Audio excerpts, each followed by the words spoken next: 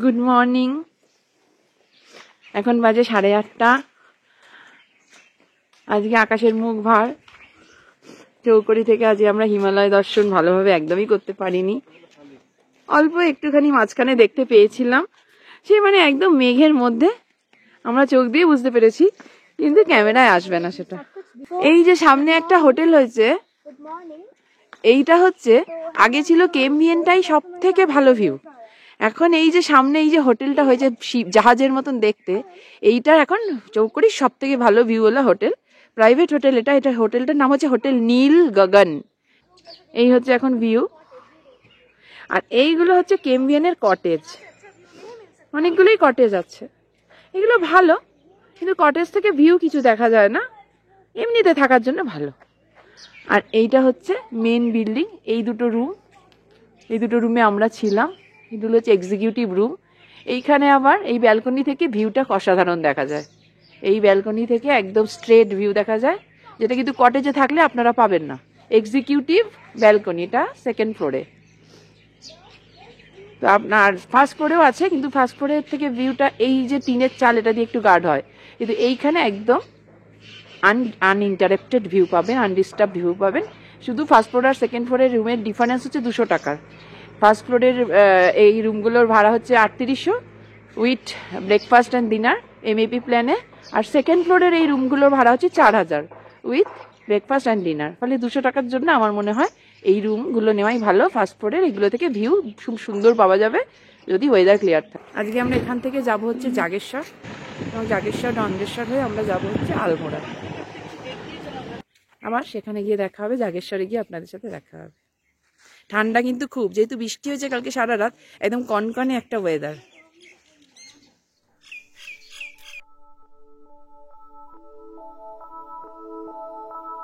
এটা একদিকে রাস্তাটা এইদিকে পাতাল ভুবনেশ্বরের দিকে চলে যাচ্ছে, আর এইদিকে রাস্তাটা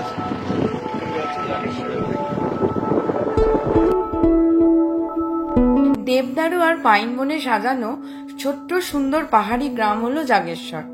এখানে ছড়িয়ে ছিটিয়ে রয়েছে শতাধিক মন্দির। মন্দিরগুলি দুটি অংশে বিভক্ত, দণ্ডেশ্বর মন্দির কমপ্লেক্স এবং জাগেশ্বর মন্দির কমপ্লেক্স। জাগেশ্বর বিনসর থেকে মাত্র 35 কিলোমিটার দূরে অবস্থিত। আলমোড়া থেকেও এর দূরত্ব 35 কিলোমিটার। জাগেশ্বর মন্দির অত্যন্ত পবিত্র তীর্থস্থান এবং অষ্টম জ্যোতির্লিঙ্গ।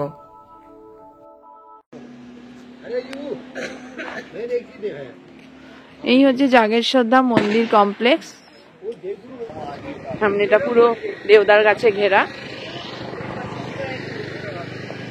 আর এই হচ্ছে সামনে এই কটেজের মতো যেগুলো, এগুলো হচ্ছে কেএমভিএন এর যে rest house, tourist rest house.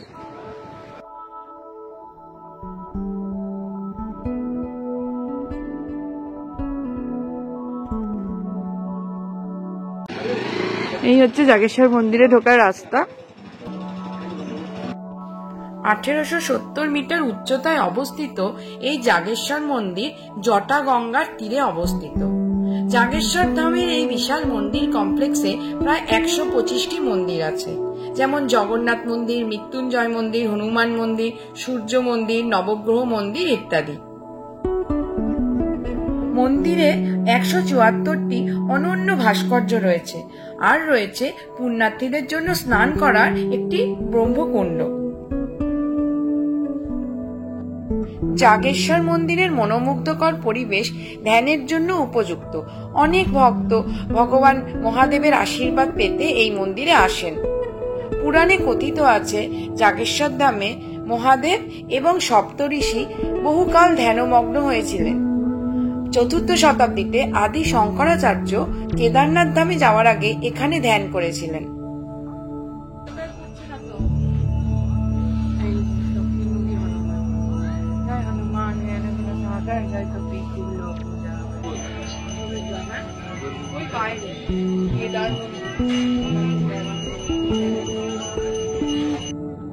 জাগেশ্বর মন্দির দর্শন করার পর আমরা চললাম দণ্ডেশ্বর মন্দির দর্শনের জন্য। তখন টিপটিপ টিপটিপ করে আবার বৃষ্টি পড়াও শুরু হয়ে গেল। দণ্ডেশ্বর মন্দিরে পৌঁছে আমরা দেখলাম মন্দির প্রাঙ্গণ তখন বন্ধ। আমাদের মনটা খুব খারাপ হয়ে গেল। কিন্তু হঠাৎ একটা ছোট্ট বাচ্চা ছেলে আসলো এবং তারপর সে ওইখানকার মন্দিরের পুরোহিতকে ডেকে আনলো এবং আমরা আবার দর্শন করতে পারলাম। আর তার সাথে দেখলাম কুবেরের মন্দির।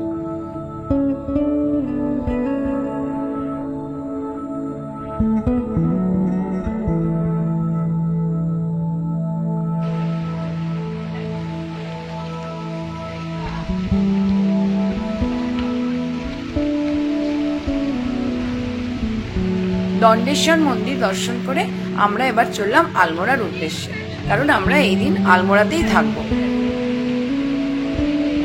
এই হচ্ছে সরজু নদী। এই ব্রিজটা ক্রস করলে পরেই ডিস্ট্রিক্ট পিথারাগড় শেষ হয়ে যাচ্ছে এবং আমরা আলমোড়া ডিস্ট্রিক্টে ঢুকছি। এখানে একটা বেশ ইম্পর্টেন্ট স্পট আর কি, সেটা হচ্ছে সেরাঘাট।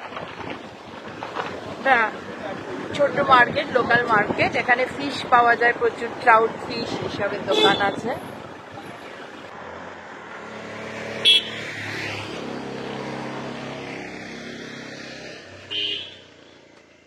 চিতই গলুদেবতা মন্দিরে আমরা প্রবেশ করছি।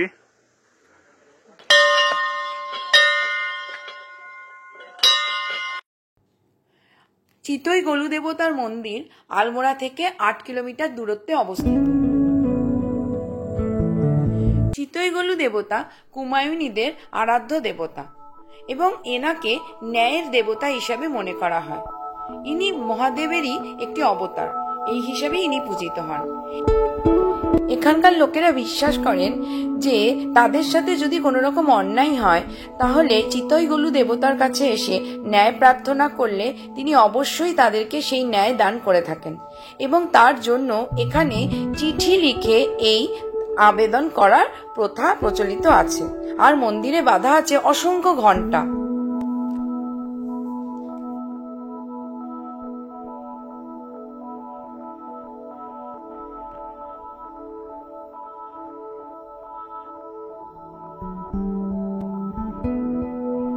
এখন আমরা যাচ্ছি কাসার দেবী টেম্পলের উদ্দেশ্যে। এখন আমরা এসে পৌঁছালাম কাসার দেবী টেম্পলে।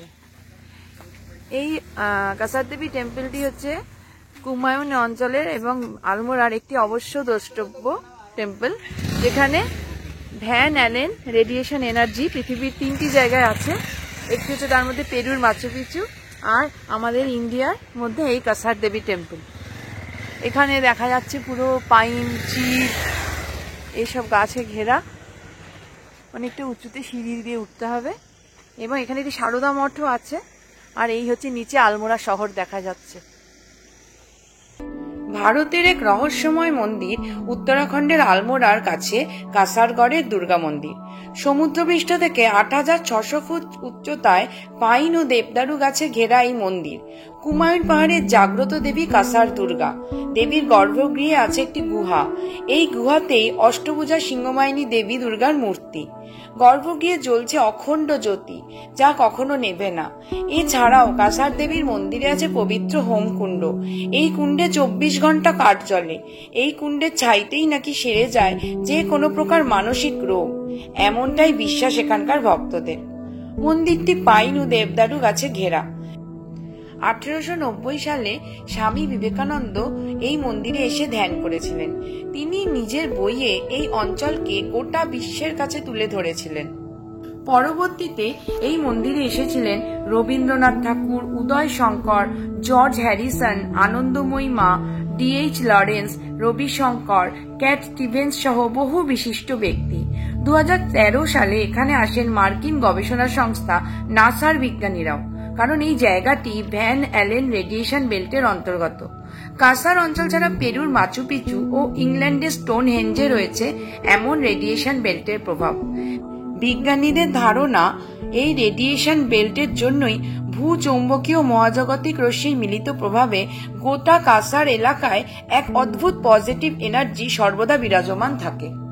কাসার দেবী মন্দির দর্শন করে আমরা এসে পৌঁছালাম আমাদের হোটেল মোক্স রিট্রিটে, যার গল্প নিয়ে আমরা আসবো নেক্সট এপিসোডে। আপনারা আমাদের সঙ্গে থাকুন আর দেখতে থাকুন আমাদের চ্যানেল ইনল্যান্ড ট্রটার।